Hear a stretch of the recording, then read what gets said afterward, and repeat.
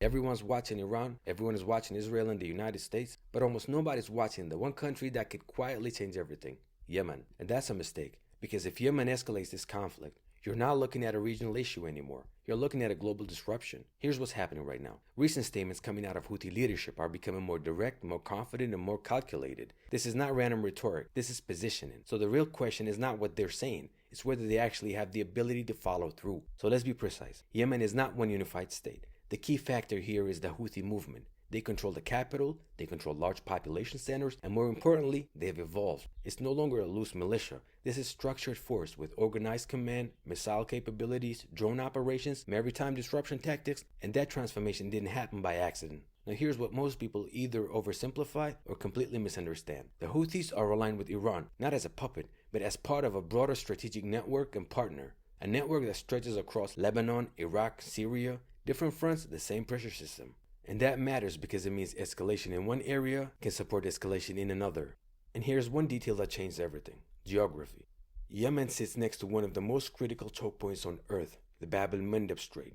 This isn't just a narrow strip of water. This is gateway. A massive percentage of global trade moves through this corridor. Oil, goods, supply chains. So when people ask what can Yemen really do, that's the wrong question.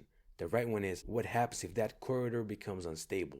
Now let's cut through the noise. The Houthis have already demonstrated long-range strike capability, drone-based attacks, the ability to target vessels in strategic waters. They don't need overwhelming power. They need consistency. Because in a choke point like this, disruption is power.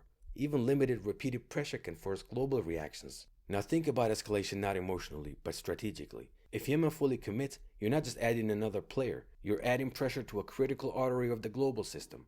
And suddenly what looked like a contained conflict starts pulling in external forces. And here's what a lot of people underestimate the situation.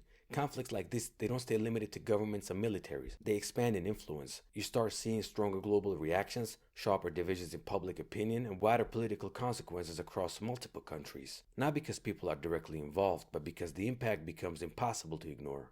So the takeaway is simple. Power isn't always about size, it's about position. And Yemen, despite everything, is positioned in a way that gives it leverage far beyond what most people assume. Ignore that, and you've misunderstood the entire situation. This is not just another headline, this is a shift in pressure. And in geopolitics, pressure is what changes outcomes. So watch Yemen.